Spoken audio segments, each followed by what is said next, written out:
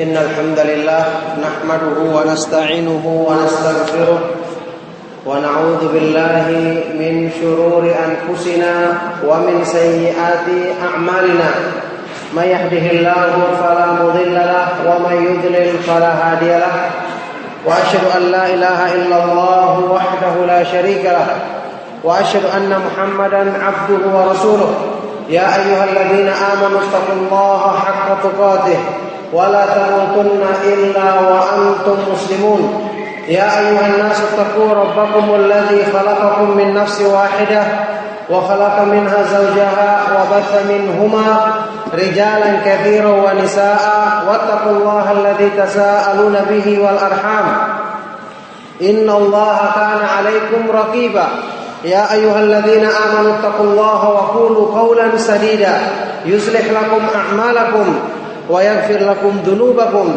ومن يطع الله ورسوله فقد فاز فوزا عظيما أما بعد فإن أصدق الحديث كتاب الله وخير الهدي هدي محمد صلى الله عليه وآله وسلم وشر الأمور محدثاتها وكل محدثة بدعة وكل بدعة ضلالة وكل ضلالة في النار وبعد الحمد لله معاشر الإخوة والأخوات في الدين a'azzakumullah. Alhamdulillah, kembali kita bersyukur kepada Allah Subhanahu wa taala atas semua limpahan nikmat dan karunia-Nya.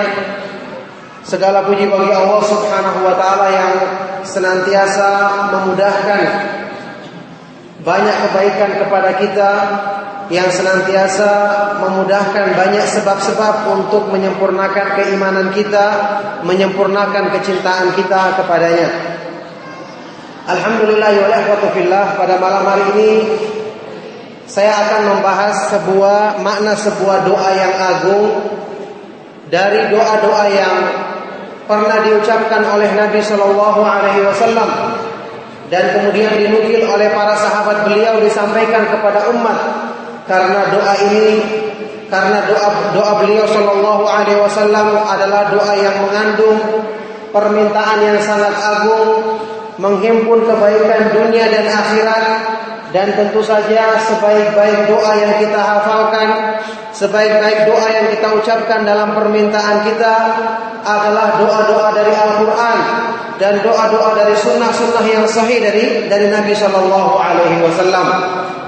Maka pada kesempatan malam hari ini, karena doa ini menghimpun banyak kebaikan untuk agama kita dan dunia kita, saya akan membawakan makna doa dari Nabi Shallallahu Alaihi Wasallam ini, sekaligus juga untuk menjadi peringatan bagi kita bahwa sepantasnya orang yang beriman, yang telah mengetahui segala kebaikan itu di tangan Allah Subhanahu wa taala, mestinya dia rajin meminta kepada Allah.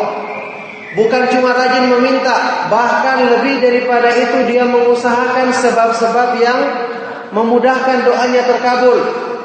Memilih lafaz-lafaz doa yang terbaik, membuka doanya dengan pujian-pujian kepada Allah Subhanahu wa taala, dengan salawat kepada Nabi sallallahu alaihi wasallam, memilih waktu-waktu doa yang dikabulkan, sehingga menunjukkan bahwa dia itu meminta kepada Allah Subhanahu wa taala memang benar-benar karena butuh, memang benar-benar tergantung kepada Allah. Antum ketahui semua bahwasanya ini termasuk kesempurnaan tauhid. Ini termasuk amalan yang sangat besar kedudukannya di hadapan Allah Subhanahu wa taala. Oleh karena itu, terbiasa meminta, seperti yang saya pernah nukilkan tentang kedudukan doa yang sangat tinggi, bahwa doa itu merupakan penghimpun segala kebaikan. Ad-du'a ujma'ul khair, ucapannya Mutarrif Ibnu Abdullah Ibnu Syekhir. Berdoa itu adalah penghimpun segala kebaikan. Kalau kita tahu Allah Subhanahu wa taala di tangannya lah segala kebaikan dunia dan di akhirat. Di tangannya lah segala sesuatu yang berhubungan dengan urusan manusia. Maka kenapa kita ragu-ragu dalam meminta kepada Allah? Kalau meminta kepada makhluk dalam perkara-perkara yang sampai sekecil-kecilnya, itu akan membuat makhluk marah. Karena memang mereka tidak mampu untuk memenuhi permintaan kita. tapi Allah Subhanahu wa taala sangat menyukai hambanya yang banyak memohon kepadanya, yang banyak meminta kepadanya, karena Dia Maha Kuasa untuk memenuhi semua permintaan hamba-hambanya. Makanya dalam hadis yang hasan Rasulullah sallallahu alaihi wasallam bersabda, "Man lam yas'alillaha yaghdab alaih." Barang siapa yang tidak mau meminta kepada Allah, maka Allah murka kepadanya. Kemudian hadis terkenal, hadisnya Ibnu Abbas radhiyallahu taala anhu tentang meminta kepada Allah yang diajarkan oleh Nabi sallallahu alaihi wasallam kepada Ibnu Abbas yang masih kecil, "Gulam, ya gulam, inni uallimuka kalimatin." Aku ajarkan kepadamu beberapa nasihat penting untuk keimanan, untuk tauhid. Di antaranya adalah idza sa'alta fas'alillah wa idza sta'anta fasta'in billah. Kalau kamu meminta maka mintalah kepada Allah. Dan kalau kamu mohon pertolongan maka mohon pertolonganlah kepada Allah. Di sini disebutkan meminta apa? Tanpa disebutkan objeknya. Artinya meminta umum. Semua permintaanmu sampaikan kepada Allah. Semua yang kamu inginkan dimudahkan, minta pertolongan kepada Allah dalam semua urusan dunia dan di akhirat. Ini latihan dan ini pantas disampaikan kepada anak kecil karena Ibnu Abbas masih kecil. Pantas untuk kita ajarkan kepada anak-anak kita. Kalau dia minta dulu kepada Allah, supaya dia tergantung kepada Zat yang di tangannya lah segala kuasa untuk memenuhi permintaan manusia. Jadi permintaan dunia dan akhirat kita. Dalam sebuah athar yang sahih, Aisyah radhiyallahu taala anha mengatakan, "Salullaha kulla syai' hatta syis'a." Mintalah kepada Allah segala sesuatu sampai tali sendal. Kalau hadis yang semakna dengan ini hadisnya dhaif. Liyas'al ahadukum hajatahu hatta syis'a na'lihi. Itu hadisnya lemah. Hendaknya masing-masing kalian meminta kebutuhannya kepada Allah sampai tali sendalnya. Tapi athar tadi sahih, menunjukkan kepada kita bahwa terbiasa meminta kepada Allah itu adalah perbuatan yang terpuji, yang menunjukkan orang yang melakukannya memiliki pemahaman terhadap kemahasempurnaan kekuasaan Allah Subhanahu wa taala. Maha mampunya Allah dalam memenuhi semua kebutuhan manusia. Inilah sebab terbesar untuk urusan-urusan kita dimudahkan. Kebanyakan orang selama ini kita tahu memahami sebab itu cuma usaha yang dilakukan. Jarang yang menyadari bahwa tawakal itu adalah termasuk sebesar-besarnya sebab. Termasuk sebesar-besarnya sebab dalam urusan dunia dan akhirat. Kita pernah dengar semua kenapa ulama mengatakan bahwa inti kalimat atau inti kandungan Al-Fatihah adalah iyyaka na'budu wa iyyaka nasta'in. Ibnu Katsir membawakan ucapannya seorang ulama salaf yang mengatakan, Al-Fatihah sirrul Quran wa sirruha qauluhu iyyaka na'budu wa iyyaka nasta'in. Al-Fatihah itu adalah inti kandungan daripada Al-Quran, dan inti kandungan Al-Fatihah adalah, ya Allah, iyyaka na'budu, hanya kepadamu lah kami menyembah, bertauhid, dan hanya kepadamu lah kami memohon pertolongan. Artinya apa? Artinya penghambaan diri yang sempurna itu bukan cuma ditunjukkan dengan ibadah semata-mata. Kalau hatinya tidak tergantung kepada Allah, hatinya tidak selalu menyandarkan segala sesuatu yang dilakukannya kepada Allah, berarti tauhidnya tidak sempurna. Maka meminta kepada Allah dalam semua perkara itu latihan menyempurnakan tauhid. Rasulullah SAW bersabda, ihris ala ma yanfa'uka wasta'in billah wala ta'jaz. Bersemangatlah untuk melakukan apa yang bermanfaat bagimu dan minta pertolonganlah kepada Allah, dan jangan kamu bersikap lemah. Oleh karena itu tawakal itu menentukan sangat besar keberhasilan apa yang kita usahakan dalam urusan dunia, apalagi urusan agama. Itu kalau kita baca maknanya firman Allah, wa may yatawakkal 'ala Allahi fa huwa hasbuh. Barang siapa yang bertawakal kepada Allah, maka Allah akan mencukupinya. Di antara nama Allah adalah Al-Hasib, yang maha mencukupi siapa? Hambanya yang bertawakal kepada dia. Berarti semakin besar tawakal, penyandaran diri kepada Allah, semakin banyak kita meminta kepada Allah, maka semakin besar pula kecukupan yang Allah berikan kepada kita.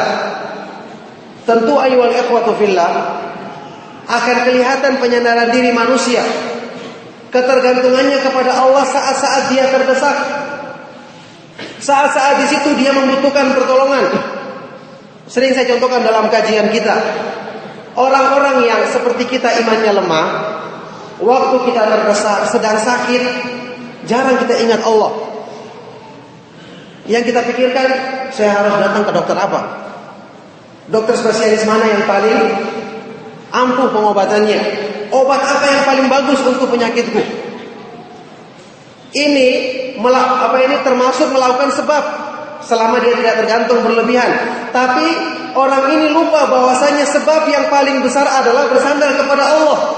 Apalagi dalam masalah penyembuhan yang tidak mampu dilakukan oleh makhluk. Ucapannya Nabi Ibrahim, wa idza maridtu fahuwa yashfin. Kalau aku sakit maka dialah yang menyembuhkanku. Allahumma rabban nas adhibil ba's washfi anta syafi la shifaa illa shifauka. Doanya Nabi SAW. Wahai Allah, Rabbnya manusia, hilangkanlah penyakitku dan sembuhkanlah, engkaulah asy-syafi yang maha penyembuh. Tidak ada kesembuhan selain darimu. Siapa yang ingat hadis ini ketika dia ditimpa sakit? Kebanyakan manusia yang diingat adalah mencari obat. Meskipun itu benar, tetapi dia bersandar kepada sebab lebih besar daripada kepada Allah Subhanahu wa ta'ala yang menciptakan sebab. Ini menunjukkan lemahnya tawakal. Maka dengan ini ya sudah, kecukupan dari Allah akan diberikan kepada orang tersebut sesuai dengan lemahnya penyandaran dirinya kepada Allah. Orang senang kesulitan dalam menghadapi satu urusan, kehabisan uang dan seterusnya, dia lupa bahwasanya Allah Subhanahu wa ta'ala Ar-Razzaq. Maka yang pertama kali dipikirkan, saya pinjam kepada siapa, kemana saya cari uang, dia lupa bahwasanya Allah Subhanahu wa ta'ala maha pemberi rezeki. Kenapa dia tidak minta dulu kepada Allah? Ini cara untuk melatih diri kita selalu tergantung kepada Allah. Maka betullah meminta semua urusan dunia dan akhirat kita. Waktu ada yang menulis kesulitan, mencari cara untuk meneruskan tulisannya, minta kepada Allah, ya Allah mudahkanlah. Orang kehilangan barang, orang kesulitan memperbaiki sesuatu, minta kepada Allah agar dia terbiasa bersandar kepada Allah Subhanahu wa ta'ala. Karena manusia itu akan terbiasa jika dia terbiasa melakukan sesuatu, maka ketika dalam kondisi-kondisi sempit, kondisi-kondisi sulit, apa yang terbiasa dilakukannya itu akan muncul. Kalau antum lihat beberapa keutamaan zikir, seperti zikir masuk pasar, yang kita tahu lafadznya la ilaha illallah wahdahu la syarika dan seterusnya, keutamaannya demikian besar. Zikir ketika ta'arrufil lail, tergugah di malam hari, ya kan ada zikirnya yang langsung dibaca spontan. Kalau orang baca zikir ini kemudian dia bangun berdoa, dikabulkan doanya, meminta dipenuhi permintaannya. Diterangkan oleh para ulama, kenapa zikir-zikir seperti ini keutamaannya besar? Karena orang yang mengucapkannya dia telah terbiasa, lisannya itu selalu mengucapkan. Ketika orang masuk pasar, apalagi orang yang sudah terbiasa di sana, banyak hal-hal yang melalaikan. Untuk ingat kepada Allah pada saat itu adalah perkara yang sulit. Hanya orang-orang yang terbiasa berzikir. Waktu terbangun tergugah di malam hari, sedang ibaratnya baru loading, ya. Habis kehilangan kesadaran, langsung ingat nama Allah. Tidak semua orang bisa. Itu semua dari kebiasaan dilakukan. Nah, oleh karena itu kembali kepada pembahasan kita tadi, bahwa terbiasa untuk meminta kepada Allah sampai dalam perkara yang sekecil-kecilnya, ini adalah sifat terpuji. Allah Subhanahu wa ta'ala akan memenuhi dan mencukupi permintaan hambanya sesuai dengan ketergantungan hamba itu kepada Allah Subhanahu wa ta'ala. Oleh karena itu, ya ikhwatu fillah, waktu kita berdoa, kenapa doa kita jarang dikabulkan atau tidak terpenuhi? Maka banyak sebabnya. Karena kita meminta atau mengucapkan doa sekedar kayak sambil lalu saja, tidak menghadirkan hati kita. Kalau kita minta kepada manusia saja, kalau tanpa kesungguhan, tanpa dimukadimah dengan kata-kata yang baik, dengan menyampaikan keperluan kita, sulit akan diberi. Kalau kita butuh sesuatu kepada manusia, kita mengusahakan dengan sebab-sebab, bahkan cari perantara. Maka Allah subhanahu wa ta'ala tidak membutuhkan perantara dari makhluknya. Cuman kita diminta bersungguh-sungguh. Kita diminta untuk benar-benar menyandarkan hati kita. Makanya termasuk usaha untuk mengabu ama ini, dimudahkannya doa kita terkabul adalah memilih doa yang terbaik. Sebab-sebab yang dimudahkan untuk dikabulkan doa, seperti memuji Allah subhanahu wa ta'ala. Apalagi saya pernah bahas tentang menyebutkan Ismullahil A'zam, nama Allah yang paling agung. Kemudian memilih waktu-waktu dikabulkannya doa. Maka tidak akan merugi orang-orang yang selalu meminta kepada Allah subhanahu wa ta'ala dengan permintaan-permintaan yang menunjukkan bahwa dia butuh kepada rahmat dan kasih sayang Allah subhanahu wa ta'ala, menunjukkan dia tergantung kepada zat yang di tangannya lah segala kebaikan dan segala keutamaan bagi manusia. Doa yang akan saya sampaikan penjelasannya dalam pengajian kali ini adalah sebuah doa yang disebutkan atau diriwayatkan dalam hadis yang sahih dari Nabi sallallahu alaihi wasallam, riwayat dari sahabat yang mulia Ammar bin Yasir, yang disebutkan dalam sebagian riwayat bahwasanya beliau membaca doa ini dalam salat.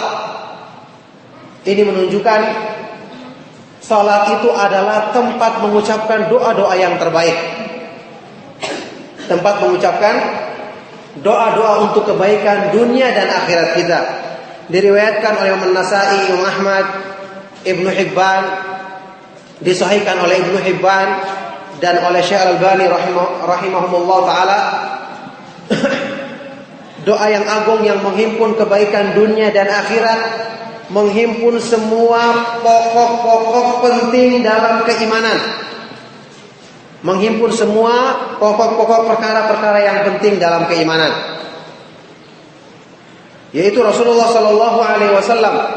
Kata Ammar bin Yasir bahwasanya ini doa yang selalu disampaikan oleh Nabi sallallahu alaihi wasallam dalam permintaan beliau, Allahumma bi'ilmikal ghaiba wa qudratika 'alal khalqi ahyini ma kanatil hayatu khairan li wa tawaffani idza kanatil wafatu khairan li. Allahumma inni as'aluka khasyataka fil ghaibi wasyahadah wa as'aluka kalimatal haqqi fil ghadabi war ridha wa as'aluka al-qasda fil fakri wal ghina wa as'aluka na'iman la yanfadu wa as'aluka qurrata 'ainin la tanqati' wa as'aluka ar-ridha ba'da al-qada wa as'aluka bardal 'aishi ba'da al-maut wa as'aluka lidzatan nadhari ila wajhika wa as'aluka syauqa ila liqa'ika fi ghairi dharra'a mudhirratin wala fitnatin mudillah. Allahumma zayyinna bizinatil iman waj'alna hudatan muhtadin. Ini doa yang dikatakan oleh Imam Ibnu Qayyim rahimahullah ta'ala menghimpun kenikmatan tertinggi di dunia dan di akhirat. Pantas untuk kita ucapkan dalam doa-doa kita, pantas untuk kita pilih doa ini dalam waktu-waktu yang dikabulkannya doa. Perhatikan, kita lihat makna apa yang diucapkan oleh Nabi SAW dalam doa beliau ini sehingga disebut sebagai doa yang menghimpun kebaikan dunia dan akhirat. Allahumma bi'ilmikal ghaib. Ini adalah adab dalam berdoa, bertawasul dengan sifat Allah subhanahu wa ta'ala yang sesuai dengan permintaan hamba. Ya Allah, dengan pengetahuanmu terhadap hal yang gaib, karena manusia tidak mengetahui hal yang gaib bagi dirinya. Apakah kematian atau dipanjangkan umur itu lebih baik baginya? Wa qudratika 'alal khalqi, dan kemahakuasaanmu dalam menciptakan. Ini juga bertawassul dengan sifat qudrah Allah Subhanahu wa taala atas segala makhluknya, atas semua yang diciptakannya. Ahyini ma alimtal hayata khairan li. Hidupkanlah aku, panjangkanlah umurku selama engkau mengetahui kehidupan itu lebih baik bagiku. Wa tawaffani idza kanatil wafatu khairan li, dan wafatkanlah aku jika wafat itu, kematian itu lebih baik bagiku. Kita ketahui semua lafaz seperti ini itu dijelaskan dalam hadis yang lain yang sahih dari Nabi SAW riwayat Imam Muslim, bahwasanya doa permintaan seperti ini boleh diucapkan ketika seseorang itu dalam keadaan terpaksa mengharapkan kematian. Yaitu sabda Nabi SAW yang terkenal, la yatamannayanna ahadukumul mauta li dhurrin nazala bihi, fa in kana la budda mutamanniyan falyakul. Hadza doa. Janganlah salah seorang dari kalian mengangan-angankan kematian karena ada musibah yang menimpanya. Jadi ini hukum asal, diharamkan mengangan-angankan kematian. Bahkan jelas-jelas ada larangan dari Nabi SAW. Hadisnya Al-Khabbab ibn al-Arat radhiyallahu anhu, beliau pernah mengatakan, laula anna Rasulullah sallallahu alaihi wasallam nahana an nad'u bil mauti la da'utu bihi. Kalau bukan karena Nabi SAW melarang kami untuk berdoa meminta kematian, maka aku akan menginginkan meminta kematian sekarang juga. Jadi dilarang hukumnya. Jadi tidak boleh mengangan-angankan kematian. Kenapa? Karena hidupnya orang yang beriman itu lebih baik. Karena hidupnya mereka itu kesempatan untuk menambah kebaikan. Ini hukum asalnya. Dalam hadis yang sahih Rasulullah SAW mengatakan demikian. Ma zada lil mu'mini umruhu illa khairan. Tidak akan menambah umur bagi seorang muslim itu kecuali kebaikan. Jadi hidupnya orang mukmin itu lebih baik. Karena dengan itu dia bisa menambah kebaikan, menambah amalan saleh. Kalau ada dosanya masih dia bisa beristighfar, minta ampun kepada Allah Subhanahu wa taala. Maka hukum asalnya tidak diperbolehkan mengangan-angankan kematian. Tapi dalam kondisi tertentu diperbolehkan. Dalam kondisi hajat atau darurat, misalnya fitnah, apalagi fitnah dalam agamanya yang demikian besar. Dia khawatir jika dia tetap hidup maka akan terfitnah agamanya. Ini seperti yang kita ketahui dilakukan oleh sebagian ulama dari kalangan ulama salaf terdahulu. Ketika khawatir ditimpa fitnah, ketika mereka merasakan ada sesuatu yang mengancam agama mereka, maka mereka berdoa kepada Allah Subhanahu wa taala. Maka Rasulullah SAW bersabda, "Fa in kana la budda mutamanniyan," kalau seseorang itu harus terpaksa dia mengangan-angankan kematian, maka dia boleh dengan meminta doa seperti ini. Dalam doa ini pun tetap dia meminta kepada Allah pilihan yang terbaik. Jadi jangan seseorang itu merasa sudah yang paling baik saya ini meninggal saat ini, belum tentu. Makanya adab yang diajarkan oleh Nabi SAW dalam doa ini sangat baik. Kalau terpaksa kita minta maka lafadznya seperti ini. Ya Allah, jika engkau mengetahui kematian itu lebih baik bagiku, maka wafatkanlah aku. Kalau ternyata hidup lebih baik, maka panjangkanlah umurku. Ini menyandarkan ilmu kepada Allah Subhanahu wa taala. Menyandarkan segala sesuatu kepada Allah Subhanahu wa taala yang mengetahui segala sesuatu secara garis besar maupun terperinci. Nah, ini adab. Nah, sekarang timbul pertanyaan. Kalau dikatakan hidupnya seorang mukmin lebih baik, kalau dikatakan bahwasanya orang mukmin tidak boleh mengangan-angankan kematian, lantas bagaimana dengan hadis yang terkenal riwayat Bukhari Muslim, man ahabba liqa'allahi ahabba Allahu liqa'ahu, wa man kariha liqa'allahi kariha Allahu liqa'ahu. Barang siapa yang mencintai perjumpaan dengan Allah, maka Allah mencintai perjumpaan dengannya. Dan barang siapa yang membenci perjumpaan dengan Allah, maka Allah pun tidak menyukai perjumpaan dengannya. Apakah bertentangan kalau kita tetap meminta dipanjangkan umur kita karena itu lebih baik sebagaimana hadis yang saya sebutkan tadi? Apakah berarti kita tidak suka perjumpaan dengan Allah? Maka jawabannya, kedua hadis ini tidak bertentangan. Karena yang dimaksud dengan membenci perjumpaan dengan Allah seperti yang disebutkan dalam riwayatnya Aisyah dalam hadis yang sahih adalah saat-saat menjelang kematian. Ketika orang mukmin akan meninggal dunia, waktu itu Allah Subhanahu wa taala memberikan kabar gembira tentang kebaikan mereka, kesudahan mereka, tempat mereka di akhirat nanti. Pada waktu itulah orang mukmin ini bergembira, dan pada waktu itulah dia sangat mencintai perjumpaan dengan Allah Subhanahu wa taala untuk mendapatkan balasan. Sedangkan orang-orang kafir waliyadzubillah, mereka mendapatkan kabar buruk tentang kesudahan mereka, tempat kembali mereka. Pada waktu inilah mereka membenci perjumpaan dengan Allah Subhanahu wa taala, maka Allah Subhanahu wa taala pun membenci perjumpaan dengan mereka. Ini diterangkan oleh Imam Nawawi tentang makna dua hadis ini, yang beliau jelaskan seperti yang saya terangkan tadi, bahwa ini adalah ketika saat-saat menjelang kematian. Nah, oleh karena itu tidak ada pertentangan kalau misalnya kita doakan seseorang, kita katakan hayyakallah, semoga Allah panjangkan umur. Maksudnya panjang umur dalam kebaikan, meminta dipanjangkan umur, yang itu akan mendatangkan kebaikan yang lebih bagi orang-orang yang beriman. Dan ini tidak bertentangan dengan kenyataan orang yang beriman itu mencintai perjumpaan dengan Allah Subhanahu wa taala. Wa as'aluka khasyataka fil ghaibi wasyahadah. Dan aku meminta kepadamu ya Allah al-khasyah, ketakutan kepadamu dalam keadaan sendirian maupun di hadapan orang lain. Ini adalah ra'su kulli khair. Khasyah, ketakutan yang disertai dengan pengagungan.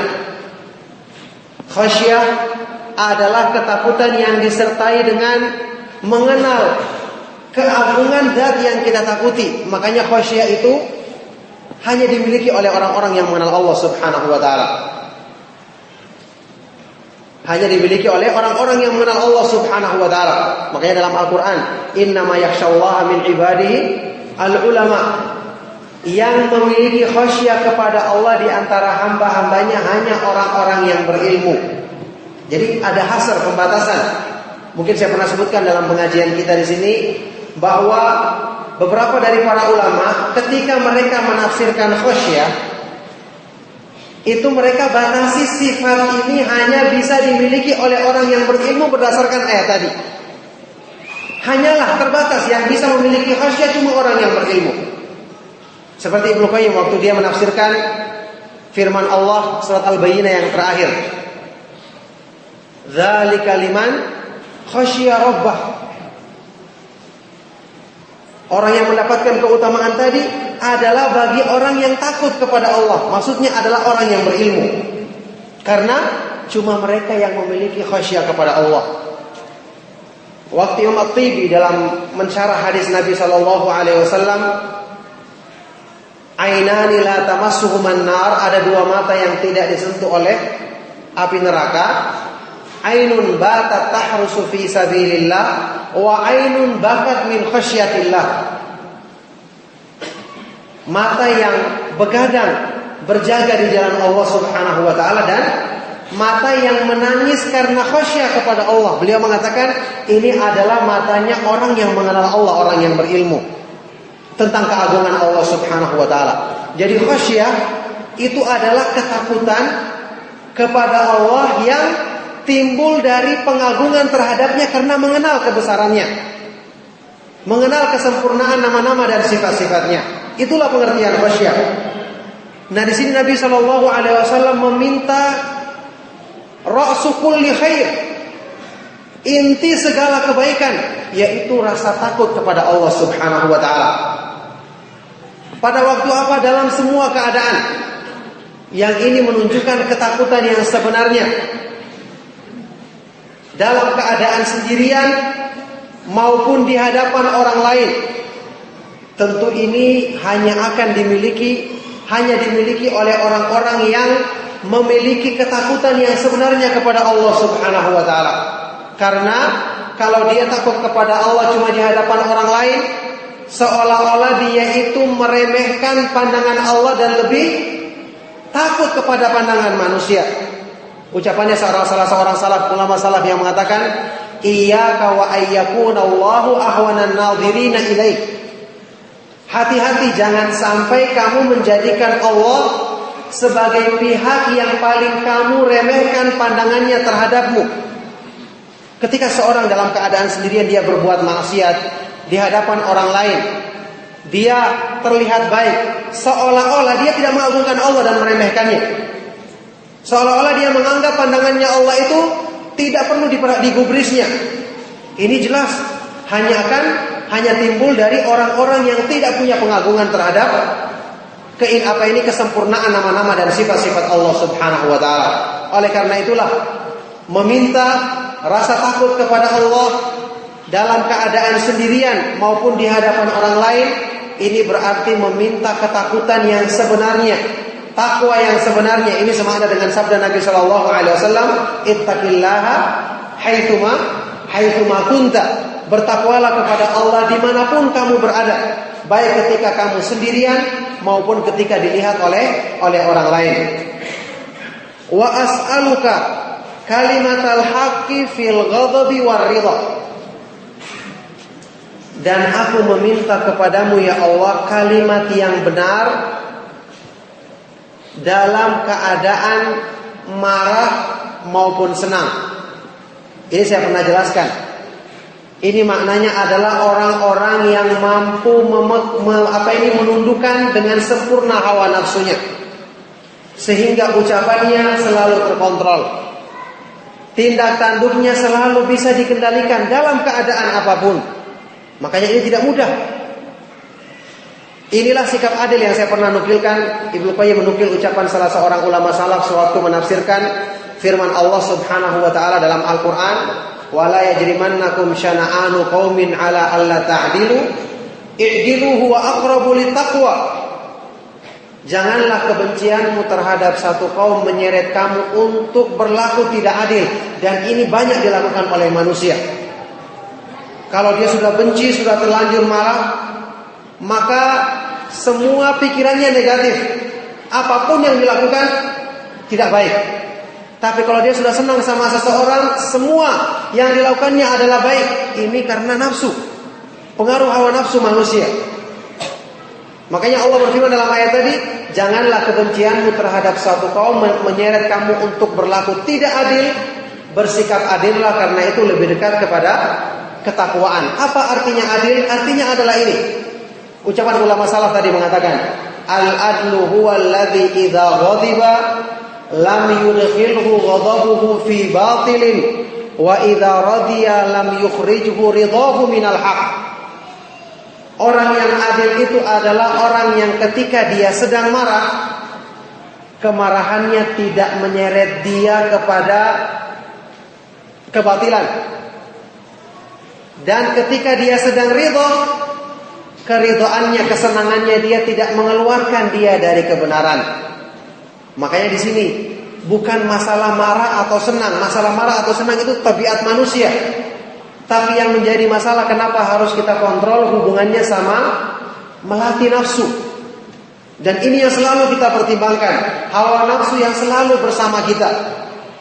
Maka Rasulullah SAW meminta selalu bisa berucap benar dalam semua keadaan. Maksudnya meminta untuk bisa selalu mengendalikan hawa nafsu, sehingga ucapan kita adalah semata-mata karena Allah Subhanahu wa taala, mencari keridhaannya. Ketika kita bersikap baik sama manusia, bukan karena perbuatan baik dia kepada kita atau sikap-sikapnya yang baik secara dalam urusan dunia, sebagaimana waktu kita membenci manusia bukan karena masalah-masalah pribadi yang pernah terjadi antara kita dengan dia.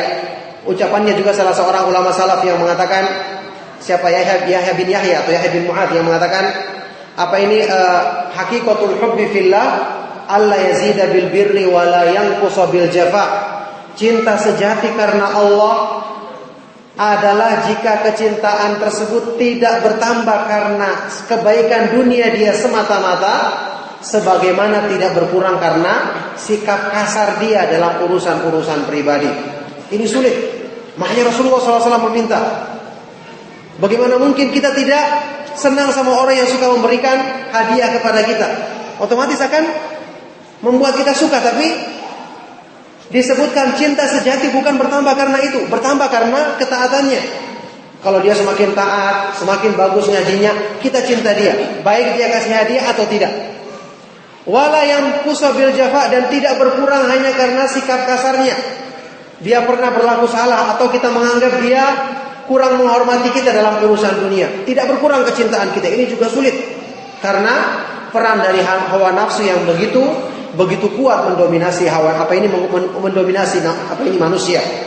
Nah, oleh karena itulah di sini permintaan Nabi Shallallahu Alaihi Wasallam benar-benar meminta sesuatu yang merupakan inti daripada agama, merupakan inti daripada kebaikan, yaitu mengendalikan nafsu dalam semua keadaan. Wa as'alukal qasda fil fakri wal ghina. Aku meminta dan aku memohon kepadamu ya Allah sikap sederhana dalam keadaan miskin maupun kaya. Kalau kita bahas secara hukum asal dalam hukum fikih, orang yang menggunakan kekayaannya untuk membeli apa saja tidak ada masalahnya selama hartanya itu halal. Tapi ingat, Rasulullah SAW meminta sikap sederhana, tidak berlebih-lebihan dan tidak kurang. Wa khairul umuri awsatuha. Ibnu Katsir menukil ucapannya salah seorang ulama salaf. Khairul umuri awsatuha, sebaik-baik perkara adalah yang di tengah-tengah. Ingin melakukan sesuatu, ingin membeli sesuatu, lihat yang paling mahal mana, yang paling murah mana, pilih yang tengah-tengah. Ini adalah sebaik-baik perkara. Kenapa Rasulullah SAW meminta ini? Karena ini adalah hubungannya kembali kepada tadi, melatih nafsu manusia. Kalau sekedar kita menggunakan harta secara hukum asalnya boleh, tetapi yang jadi masalah di situ ada unsur memanjakan nafsu. Makanya Allah Subhanahu wa taala memuji yang disebut sebagai ibadur rahman, hamba-hambanya Allah yang taat kepadanya. Walladzina idza anfaqu lam yusrifu wa lam yaqturu wa kana baina dzalika qawama. Mereka adalah orang-orang yang ketika mereka itu berinfak, maka mereka tidak berlebih-lebihan dan tidak kurang, tapi belanja mereka adalah di tengah-tengah dari kedua-duanya. Tidak terlalu boros yang berlebihan dan juga tidak kurang atau terlalu pelit. Ini sikap yang dipuji, dan Allah perlu memuji mereka dengan sifat ini. Kenapa? Karena dalam pujian ini atau dalam sifat ini itu ada unsur menundukkan hawa nafsu.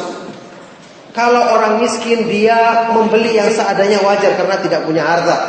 Tapi orang yang punya kelebihan harta dia bisa menundukkan hawa nafsunya dengan membeli sesuatu yang di tengah-tengah sesuai kebutuhannya, maka berarti dia terpuji dengan sifatnya tersebut. Jadi di sini kalau kita bertanya kenapa sih masalah belanja saja harus diatur, jawabannya karena nafsu. Nafsu manusia yang cenderung cinta kepada harta secara berlebihan. Allah Subhanahu wa taala membimbing bagaimana nafsu tersebut bisa diarahkan adalah dalam masalah belanja dia diarahkan untuk mencari yang tengah-tengah. Karena termasuk pengertian daripada idha'atul mal, menyia-nyiakan harta yang dibenci dalam hadis yang sahih, wa yakrahu lakum thalathan, Allah membenci daripadamu 3 perkara. Termasuk diantaranya idha'atul mal, menyia-nyiakan harta. Termasuk diantara pengertian menyia-nyiakan harta adalah membeli sesuatu yang di luar kebutuhannya. Membeli sesuatu yang di luar kebutuhannya. Membeli sesuatu yang tidak bermanfaat termasuk juga yang melebihi dari kebutuhannya. Ini termasuk menyia-nyiakan harta. Nah, disinilah pentingnya Islam mengatur itu adalah mengatur dalam hal yang berhubungan dengan cara untuk mengendalikan hawa nafsu kita. Di samping itu jelas karena berhubungan dengan pertanggungjawaban terhadap harta kita di hadapan Allah Subhanahu wa taala nantinya. Orang yang membelanjakan harta saja dengan benar masih dihisab, masih dipertanyakan di hadapan Allah, apalagi orang yang membelanjakannya tidak sesuai dengan petunjuknya. Sabda Nabi sallallahu alaihi wasallam dalam hadis yang sahih riwayat Tirmidzi, la tazulu qadama 'abdin yaumal qiyamah hatta yus'al an arba'atin.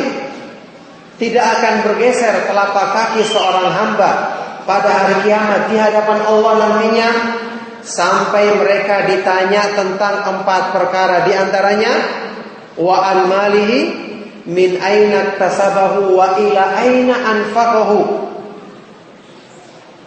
Tentang hartanya, dari mana didapatkan dan kemana dibelanjakan, dihisab. Ini yang menjadi pertimbangan. Kenapa kita harus mengatur harta kita, membelanjakannya agar sesuai dengan petunjuk Allah Subhanahu wa taala dan petunjuk Rasulnya sallallahu alaihi wasallam. Kenapa Rasulullah sallallahu alaihi wasallam meminta dalam hadis ini untuk diberikan sikap sederhana dalam keadaan miskin maupun dalam keadaan kaya, dalam keadaan lapang maupun dalam keadaan sempit. Karena ini adalah menunjukkan sikap takwa yang sebenarnya, sikap seseorang yang bisa selalu menundukkan hawa nafsunya. Makanya Rasulullah SAW berdoa meminta kepada Allah agar dijadikan rezeki beliau itu secukupnya. Allahumma ja'al rizqa ali Muhammadin qutan. Ya Allah, jadikanlah rezekimu yang engkau berikan kepada keluarganya Nabi SAW qutan, secukupnya. Ini Rasulullah SAW meminta kepada Allah agar diberikan rezeki yang secukupnya, tidak berlebih-lebihan. Dan disinilah sebagian dari para ulama dengan hadis ini menguatkan pendapat yang mengatakan bahwasanya rezeki yang seadanya itu lebih utama daripada yang melebihi daripada kadar kebutuhan manusia.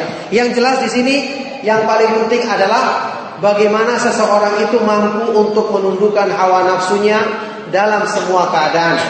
Ketika dia diberi kelapangan, maka dia menjadikan hartanya itu sebagai sebab untuk meningkatkan kedudukannya, keutamaannya di hadapan Allah Subhanahu wa taala. Sebagaimana ketika dia diberikan kesempitan dalam rezekinya, dia bersabar dan bersangka baik kepada Allah Subhanahu wa taala, yang dengan itu Allah Subhanahu wa taala menginginkan agar dia tidak terfitnah oleh dunia dan harta. Jadi aku meminta kepadamu al-qasda, sikap sederhana dalam keadaan miskin maupun kaya. Wa as'aluka na'iman la yanfadu wa as'aluka qurrata 'ainin la tanqati'. Dan aku meminta kepadamu ya Allah nikmat yang tidak akan hilang, serta penyejuk pandangan mata yang tidak akan terputus. Ini sebaik-baik permintaan. Meminta kenikmatan lahir batin yang tidak terputus. Yaitu kenikmatan dengan apa? Kenikmatan dengan iman. Kenikmatan dengan mengenal Allah Subhanahu wa taala. Kenikmatan dengan mengenal petunjuknya dan mengamalkan. Inilah kenikmatan yang tidak akan terputus. Kenikmatan lahir batin, penyejuk pandangan mata dan penyejuk hati manusia yang tidak akan habis selama-lamanya. Makanya orang yang mengisi hidupnya dengan ilmu yang bermanfaat dan amalan soleh, sudah pernah kita bahas, dia akan merasakan kebahagiaan lahir dan batin di dunia, di alam barzah dan di akhirat nanti. Lihatlah ketika Allah Subhanahu wa taala memuji atau menjelaskan kenikmatan yang dirasakan oleh penduduk surga. Allah berfirman dalam Al-Quran, fawaqahumullahu syarra dzalikal yaumi walaqahum nadratan wa surura. Maka Allah Subhanahu wa taala menjaga mereka dari keburukan siksaan di hari kiamat, azab di hari kiamat. Walaqahum, kemudian Allah menganugerahkan kepada mereka nadratan, keindahan pada wajah, keindahan pada fisik, wasurura, dan kegembiraan dalam hati. Ini namanya keindahan lahir batin. kenikmatan lahir batin yang Allah Subhanahu wa taala berikan pada orang-orang yang mengisi dirinya dengan keimanan yang benar, anggota badannya dengan ketaatan kepada Allah yang sesuai dengan petunjuk Nabi sallallahu alaihi wasallam, maka mereka diberikan balasan yang setimpal. Juga ini makna firman Allah Subhanahu wa taala yang lainnya, ta'rifu fi wujuhihim nadratan na'im. Kamu kenal pada wajah mereka nadrah, kecerahan, sebagai gambaran kenikmatan yang mereka rasakan dalam hati. Subhanallah, ini adalah permintaan dari Nabi Shallallahu Alaihi Wasallam untuk memperbaiki lahir dan batin kita, dan inilah kenikmatan yang tidak akan terputus selama-lamanya di dunia dan di akhirat nanti. Wa as'aluka ridha ba'dal qadha. Dan aku meminta kepadamu ya Allah keridhaan setelah ketentuanmu. Ini sikap yang diajarkan, yang seharusnya dimiliki oleh orang-orang yang beriman kepada Allah Subhanahu wa taala, yang meyakini bahwasanya pilihan Allah Subhanahu wa taala itu adalah bagaimanapun keadaannya itu adalah yang terbaik untuknya setelah Allah menentukan ketentuan takdirnya. Itulah makna sabda Nabi SAW dalam hadis yang terkenal riwayat Imam Muslim. Ihris ala ma yanfa'uka wasta'in billahi wa la ta'jaz wa in asabaka syai'un fala taqul law kana kada lakana law fa'altu lakana kada wa kada walakin qul qadarallahu atau qadarullahi wa ma syaa fa'al fa inna law taftahu amal syaitan. Ini sikap yang benar. Inilah buah yang termanis, termasuk buah yang termanis daripada iman kepada takdir seperti yang pernah kita jelaskan. Bersemangatlah untuk melakukan sesuatu yang bermanfaat bagimu, dan bersandarlah, ista'in, minta pertolonganlah kepada Allah. Minta pertolongan agar dimudahkan yang terbaik untuk kita. Wala ta'jaz, dan jangan kamu bersikap lemah. Setelah itu, kalau kamu ditimpa sesuatu, Allah telah menakdirkan sesuatu, jangan kamu mengatakan seandainya tadinya aku berbuat begini maka mestinya begini, jangan. Tapi katakanlah qadarullahi wa ma syaa fa'al, atau qadarallahu wa ma syaa fa'al. Allah telah menakdirkan semua ini dan apa yang dikehendakinya akan dilakukannya. Apa yang ditakdirkannya itulah yang terbaik. Inilah kedudukan ridha ba'dal qadha. Saya pernah terangkan, ini diantara ciri-ciri utama, tanda-tanda orang yang telah merasakan kesempurnaan iman. Ridho billahi rabban, ridho kepada Allah sebagai Rabb. Termasuk pengertiannya adalah ridho kepada pilihan Allah, bahwasanya apa yang disyariatkan itulah yang terbaik bagi manusia, termasuk terhadap segala ketentuan Allah, terhadap apa yang dipilihkan atau tidak diberikannya kepada manusia. Inilah yang namanya ridho billahi rabban, yang disebutkan dalam hadis sahih riwayat Imam Muslim. Dzaqa ta'mal iman man radiya billahi rabban wa bil islami dinan wa bi Muhammadin sallallahu alaihi wasallam rasulah. Akan merasakan kenikmatan iman, kesempurnaan iman orang yang ridho kepada Allah sebagai Rabbnya, Islam sebagai agamanya, dan kepada Nabi Muhammad SAW sebagai Rasulnya. Ridho billahi rabban, meridhoi segala pilihan Allah, karena sifat rububiyah yang diyakini oleh manusia bahwasanya Allah itu dialah yang maha baik pengaturannya, dialah yang maha baik segala ketentuannya, karena al khairu kulluhu fi yadaik wa syarru laisa ilaik. Semua kebaikan itu ada di tangannya dan tidak ada keburukan padanya. Nah, ini tentu hanya dimiliki oleh orang-orang yang mengetahui kesempurnaan dan kemahaindahan nama-nama dan sifat-sifat Allah Subhanahu wa taala. Makanya Rasulullah sallallahu alaihi wasallam meminta ridha, kedudukan ridha billahi rabban, yang merupakan kedudukan yang sangat tinggi dalam Islam, yang kedudukan ini berarti seseorang benar-benar memahami pengertian dari nama Allah Subhanahu wa taala Ar-Rabb, kesempurnaan pengaturannya, kesempurnaan ketentuan takdirnya terhadap semua makhluknya. Maka ini termasuk permintaan yang memohon kedudukan yang sangat tinggi dalam agama Islam. Dan inilah permintaan yang menunjukkan kedudukan kesempurnaan iman orang-orang yang memintanya dan memohonnya kepada Allah Subhanahu wa taala. Wa as'aluka bardal 'aishi ba'dal maut. Dan aku meminta kepadamu ya Allah sejuknya kehidupan setelah kematian. Kehidupan di dunia bagaimanapun indahnya tetap akan diwarnai dengan cobaan-cobaan dan ujian-ujian. Memang kita merasakan kenikmatan di dunia, tetapi Allah Subhanahu wa taala tidak akan menjadikan kehidupan dunia itu adalah kehidupan yang murni kenikmatannya. Karena dengan itu berarti tidak ada keistimewaannya surga.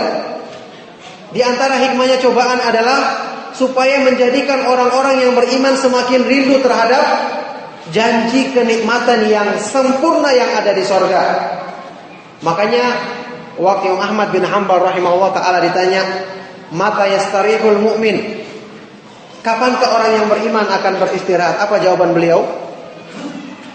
Apa? Setelah meninggal dunia, atau lafadznya beliau ba'da ma yaquttu qadamahu fil jannah. Setelah dia memijakkan kakinya di surga, baru dia akan istirahat. Baru dia akan rasakan sejuknya kehidupan yang sesungguhnya. Allahumma la aisha illa aishal akhirah. Tidak ada kehidupan yang murni kenikmatannya kecuali kehidupan di akhirat. Ucapannya Ibnu Mas'ud radhiyallahu taala anhu yang saya pernah nukilkan. Apa ini ucapannya beliau mengatakan la rahata lil mu'minin hatta yalqa rabbahu duna liqa'i rabbih. Tidak ada istirahat yang sebenarnya bagi seorang mukmin sampai dia berjumpa Allah Subhanahu wa taala untuk mendapatkan balasan yang sempurna darinya. Maka ini permintaan dari Nabi sallallahu alaihi wasallam mengandung permintaan untuk mengandung perwujudan cinta kepada akhirat, cinta kepada balasan yang Allah Subhanahu wa taala sediakan bagi hamba-hambanya di akhirat nanti. Karena bagaimanapun kehidupan di dunia, bagaimanapun keindahan yang dirasakan, tetap akan ada berbagai macam cobaan-cobaan, berbagai macam penderitaan-penderitaan yang itu Allah Subhanahu wa taala jadikan agar orang-orang yang beriman semakin rindu terhadap balasan yang disiapkannya bagi hamba-hambanya yang bertakwa di akhirat nanti. Kemudian wa as'aluka lidzatan nadhari ila wajhika wa as'aluka syauqa ila liqa'ik. Oh ya, saya pernah isyaratkan dulu sehubungan dengan masalah kenikmatan di dunia dan di akhirat. Mungkin ada yang masih ingat. Ada masalah dalam beberapa ayat Al-Quran, Allah Subhanahu wa ta'ala menyebutkan kenikmatan yang ada di sorga dengan bahasa-bahasa yang ada di dunia. Sungai-sungai, anhar.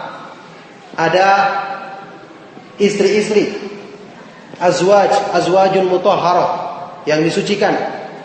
Ada rumman, delima. Ada inab, anggur.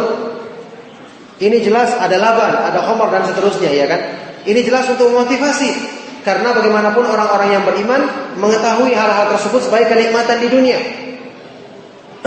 Bahkan sampai dalam ayat surat Al-Baqarah disebut wa utubihi mutasyabiha. Mereka diberikan kenikmatan di surga yang seperti dengan di dunia. Maka timbul pertanyaan, apakah kenikmatan tersebut benar-benar seperti yang ada di dunia? Padahal dalam hadis kursi yang terkenal riwayat Imam Muslim, Allah Subhanahu wa taala berfirman, a'dadtu li ibadiyas shalihin ma la 'ainun ra'at wala udhunun sami'at wala khatara 'ala qalbi bashar. Aku siapkan bagi hamba-hambaku yang saleh kenikmatan yang belum pernah dilihat oleh mata, didengar oleh telinga, dan belum pernah terlintas dalam hati, dalam benak manusia.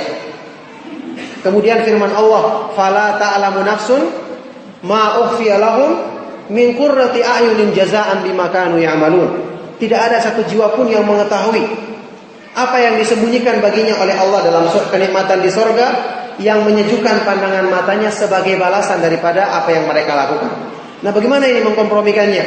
Kenapa dalam ayat tadi dikatakan wa utubihi mutasyabiha? Diberikan yang semisal dengan apa yang mereka rasakan di dunia. Kemudian namanya juga sama. Tapi kenapa dalam hadis tadi disebutkan belum pernah dilihat oleh mata, didengar oleh telinga, dan terlintas dalam benak manusia? Bagaimana jawabannya? Ada yang bisa menjawab? Pendekatan.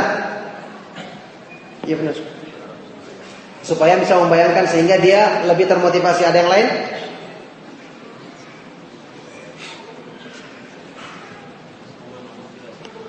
Sama namanya tidak sama hakikatnya. Itu juga termasuk jawabannya. Jadi jawabannya adalah bahwa kenikmatan atau hal-hal tadi ini disebutkan dengan nama yang ada di dunia untuk memotivasi. Untuk memotivasi orang-orang yang beriman meskipun hakikatnya berbeda. Ini berdasarkan sebuah athar yang sahih dari Ibnu Abbas radhiyallahu taala anhuma yang mengatakan laisa syai'un fid dunya mimma fil jannati illa al-asma'. Tidak ada sesuatu yang ada di dunia seperti yang ada di sorga kecuali namanya saja. Namanya sama, termasuk yang tadi maknanya wa utubihi mutasyabiha, penampilannya sama, tapi hakikat rasanya, kenikmatannya jelas jauh dengan apa yang ada di dunia. Jadi bisa dibayangkan apa yang kita rasakan di dunia demikian nikmat, maka yang ada di akhirat nanti jauh lebih tinggi dan lebih nikmat. Yang ini tentu saja akan diyakini dan berlomba-lomba dikejar oleh orang-orang yang beriman kepada Allah Subhanahu wa taala dan hari kemudian. Kemudian wa as'aluka lidzatan nadhari ila wajhika wa as'aluka syauqa ila liqa'ik. Ini juga saya berkali-kali jelaskan dalam pengajian dan diulang pun tidak mengapa ya. Dan aku memohon kepadamu ya Allah kenikmatan, kelezatan memandang wajahmu, dan aku memohon kepadamu kerinduan untuk bertemu denganmu. Kata Ibnu Qayyim sewaktu menjelaskan kalimat ini, fajama'a fi hadha ad-du'a'il 'azimil qadri baina atyabi syai'in fid dunya wa huwa syauqu ila liqa'ihi subhanahu wa atyabi syai'in fil akhirati wa huwa an-nadharu ila wajhihi subhanahu. Maka dalam doa yang agung ini Allah Subhanahu wa ta'ala menghimpun dua hal yang paling tertinggi. Pertama, hal yang paling nikmat, yang paling tertinggi di dunia adalah kerinduan untuk bertemu Allah. Yaitu karena orang telah mengenal kesempurnaan nama-nama dan sifat-sifatnya, mengenal kebaikan-kebaikan yang Allah berikan kepada manusia, maka membuat dia rindu kepada Allah, cinta kepada Allah. Inilah kenikmatan tertinggi di dunia. Kemudian kenikmatan yang paling tertinggi di akhirat yaitu memandang wajah Allah Subhanahu wa taala yang Maha Mulia, seperti juga saya pernah jelaskan hadisnya. Rasulullah sallallahu alaihi wasallam menghimpunnya dalam doa ini yang sekali lagi ini merupakan permintaan yang paling utama untuk kita ucapkan dalam doa-doa kita. Masakinu ahli dunya kharaju minha wa lam yudriku aladza ma fiha. Alangkah miskinnya penduduk dunia ketika mereka keluar darinya dalam keadaan mereka belum merasakan kenikmatan yang tertinggi di dunia, yaitu apa? Ma'rifatullah wa mahabbatuhu wal unsu bi dzikrihi wasyauqu ila liqa'ih. Kata ulama ini, kenikmatan yang paling tertinggi di dunia adalah mengenal Allah, kemudian mencintainya, merasakan kebahagiaan ketika mendekatkan diri dengannya, dan merasa rindu untuk bertemu dengannya. Kenapa manusia sulit untuk menundukkan hawa nafsu? Kenapa manusia selalu sulit untuk bisa membangkitkan kecintaannya kepada akhirat lebih daripada cinta kepada dunia? Sulit untuk khusyuk dalam sholatnya. Semua jawabannya karena lemahnya cinta mereka kepada Allah dalam hati. Kalau masalah ini sudah dibereskan, kecintaannya kepada Allah telah sempurna, maka semua perkara-perkara yang lainnya dengan sendirinya akan mengikuti kecintaan kepada Allah. Makanya bisa mencintai manusia karena Allah tergantung dari kecintaan kita kepada Allah. Ini asal. Rasulullah Shallallahu Alaihi Wasallam berdoa dalam doa beliau yang terkenal, Allahumma inni as'aluka hubbaka wa hubba man yuhibbuka wa hubba kulla amalin yuqarribuni ila hubbika. Ya Allah, aku memohon kepadamu kecintaan kepadamu, kecintaan orang-orang yang mencintaimu, dan kecintaan terhadap semua amal yang mendekatkanku kepada cinta kepadamu. Jadi intinya adalah cinta kepada Allah. Kalau ini sudah kita miliki, yang lain semuanya ikut. Karena ini adalah asal. Bukan cuma dalam masalah ibadah, bahkan dalam perkara-perkara yang mubah. Saya pernah terangkan, orang mengatakan, saya ingin tidur karena Allah. Makan untuk menguatkan diriku dalam taat kepada Allah. Ini kalau cintanya tidak benar, maka ini tidak benar. Tidak mungkin. Karena orang yang bisa menjadikan segala kegiatannya, segala urusannya, dunia dan urusan agama itu berdasarkan cinta kepada Allah adalah orang-orang yang kecintaan kepada Allah telah benar-benar menguasai hatinya. Barulah nanti setiap perbuatannya mengikuti apa yang ada dalam hatinya. Dia tidur pun pertimbangannya adalah untuk menguatkan dia dalam menyempurnakan cintanya kepada Allah, menguatkan dia dalam beribadah. Ketika makan pun dia ingat, dia niatkan untuk menguatkan ketaatan kepada Allah dan segala sesuatu. Ini maknanya atau inilah hakikatnya kenapa cinta kepada Allah yang cara utamanya didapatkan dengan mengenal kesempurnaan dan kemahaindahan nama-nama dan sifat-sifatnya, ini yang harus diusahakan terlebih dahulu. Dan kenapa ilmu ini dikatakan sebagai jalan pintas untuk meraih ketakwaan yang hakiki kepada Allah Subhanahu wa taala. Dan aku meminta kepadamu kenikmatan memandang wajahmu di akhirat. Ini sudah pernah jelaskan juga hadisnya berkali-kali. Fi ghairi dharra'a mudhirratin wala fitnatin mudillah. Tanpa ada bahaya yang mencelakakan dan tanpa adanya fitnah yang menyesatkan. Maksudnya apa? Maksudnya ini menunjukkan kenikmatan tadi akan terhalangi dirasakan oleh manusia kalau dia terkena fitnah, syubhat dalam agama.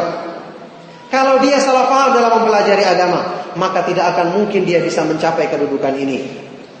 Nah, ini menunjukkan kepada kita, dan ini berkali-kali Anda tegaskan juga dalam kajian kita, bahwa selain pemahaman Ahlus Sunnah dalam memahami nama-nama dan sifat-sifat Allah, memahami Al-Quran, memahami masalah keimanan, orang yang mempelajari selain pemahaman Ahlus Sunnah dalam masalah ini, dia tidak akan bisa mencapai keimanan yang benar kepada Allah, karena dia telah menempuh jalan yang salah. Sebagaimana sabda Nabi SAW dalam hadis ini, fi ghairi dharra'a mudhirratin wala fitnatin mudillah. Tanpa ada bahaya yang mencelakakan dan tanpa ada fitnah yang menyesatkan. Nah, oleh karena itulah di sini penting sekali untuk kita mensyukuri nikmat yang Allah berikan kepada kita dengan mengenal manhaj salaf, dengan manfaatkannya sebaik-baiknya, sebenar-benarnya untuk menyempurnakan apa yang kurang dalam diri kita, terutama dalam hal-hal yang berhubungan dengan keimanan. Saya selesaikan karena waktu. Allahumma zayyinna bi zinatil iman waj'alna hudatan muhtadin. Ya Allah, hiasilah kami dengan hiasan keimanan, karena inilah hiasan yang sebenarnya. Inilah hiasan yang kalau telah kita miliki maka akan menjadikan indah semua kehidupan kita, indah semua amalan-amalan kita, bahkan hubungan kita dengan manusia yang lainnya pun akan menjadi indah. Maka Rasulullah SAW meminta ini, Allahumma zayyinna bizinatil iman, sebagaimana keadaannya para sahabat dalam Al-Quran. Apa ini? Wa zayyanahu fi qulubikum, ya. Walakinna Allah habbaba ilaikumul imana wa zayyanahu fi qulubikum. Allah jadikan kalian cinta kepada keimanan dan menjadikan iman itu indah sebagai perhiasan dalam hatimu. Waj'alna hudatan muhtadin, dan jadikanlah sebagai orang-orang yang mendapatkan petunjuk dan memberikan petunjuk kepada orang lain. Ini juga menunjukkan bahwa permintaan menjadi orang yang berilmu dan menyebarkan ilmu kepada manusia, ini adalah permintaan untuk menyempurnakan diri kita sendiri dan menyempurnakan orang lain. Ini permintaan yang utama untuk memperbaiki keadaan diri kita dan untuk bisa meraih keridhaan dari Allah Subhanahu wa taala. Nah, ini adalah doa yang sangat agung sekali. sekali lagi pantas untuk kita hafalkan dan kita ucapkan dalam permintaan-permintaan kita.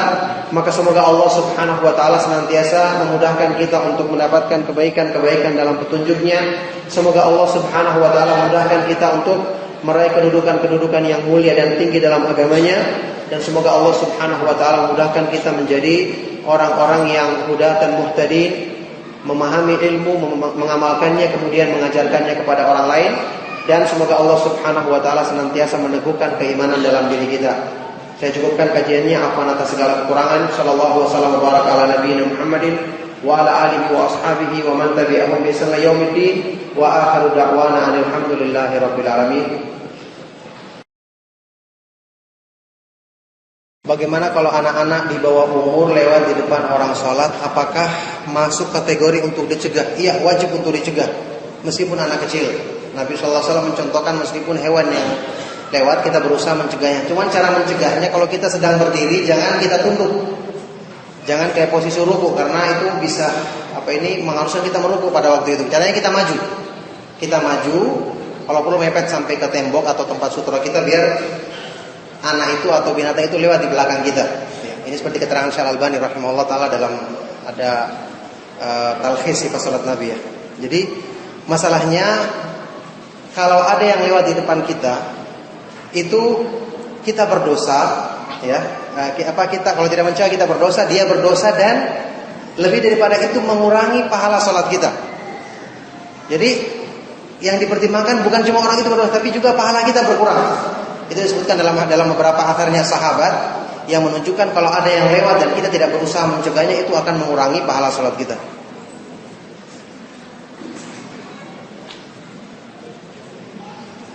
Bagaimana hukum sembelihan yang dilakukan 2 kali karena sembelihan pertama belum selesai, setelah berapa saat dilakukan? Tidak ada masalah. Baca nama Allah biar sembelih 2 kali, kan bukan sengaja ya.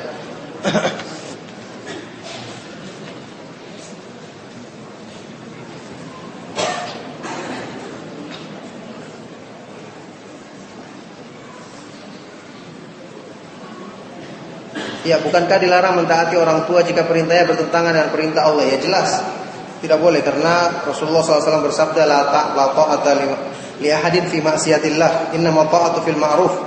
Tidak ada ketaatan kepada seorang pun, siapapun, dalam maksiat kepada Allah, karena taat itu dalam kebaikan. Bagaimana jihadnya beberapa orang sahabat dulu yang orang tuanya masih kafir, karena disuruh mentaati orang tua duluan baru jihad? Ya jelas, ini perintah jihad waktu itu kan perintah jihad yang wajib, yang diperintahkan oleh Nabi SAW.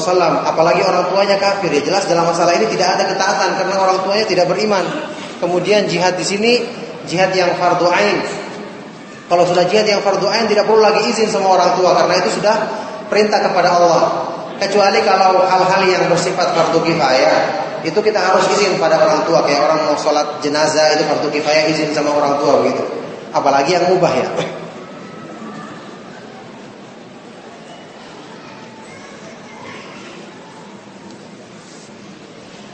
Bagaimana adab bersendawa? Sendawa itu gelegan itu. Karena ada beberapa orang yang risih ketika mendengar suara sendawa yang besar. Yaitu tidak merupakan perkara yang asal nggak dibikin-bikin ya. Cuman kalau seandainya itu suatu kebiasaan orang tidak menyukai, ya berusaha untuk semampu jangan diperdengarkan atau bagaimana begitu ya. Jelas asal tidak dibikin-bikin, maka tidak ada larangan, apalagi karena ini menimpa semua orang ya, atau kebanyakan orang.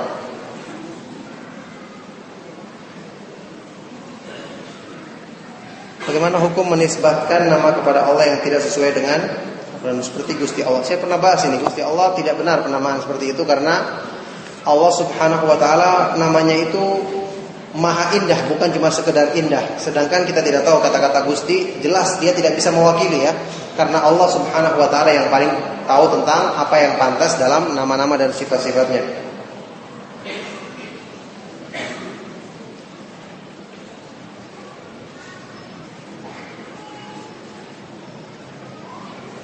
Bolehkah kita salat witir sebelum tidur, dan apakah salat witir itu penutup salat malam? Ya, ada hadis Nabi SAW, ij'alu akhir salatikum bil laili witran. Hadis Bukhari Muslim. Jadikanlah akhir salatmu di malam hari witir. Cuman perselisihan di kalangan para ulama, artinya apakah ini wajib menjadikannya harus terakhir atau keutamaan? pendapat yang dikuatkan oleh Syekh Al-Albani rahimahullah taala adalah itu keutamaan, karena Nabi SAW pernah melakukan setelah witir salat lagi 2 rakaat. Maka ini menunjukkan keutamaan di akhir malam. Tapi kalau tidak, orang kerjakan di awal malam, dia sudah witir, sebagaimana Nabi SAW pernah menganjurkan beberapa orang sahabat ya, diantaranya Abu Dzar ya, untuk sebelum tidur witir dulu. Kalau orang seperti ini bangun lagi, maka dia boleh melaksanakan sholat lagi 2 rakaat dan tidak perlu berwitir lagi karena cukup witir yang pertama. Sampai kapan takbir Idul Adha? Takbirnya waktunya setiap saat sampai hari tasyrik selesai.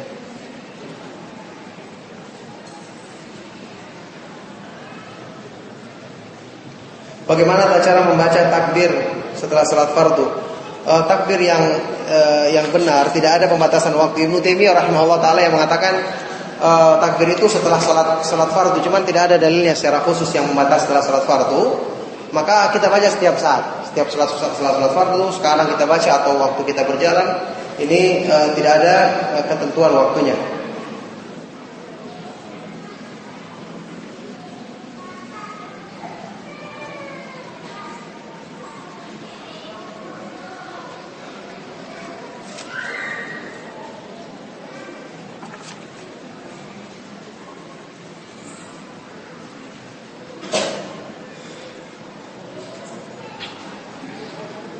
Ya, hadis tadi, ainani la tamassuhuman nar, 2 mata yang tidak disentuh oleh api neraka.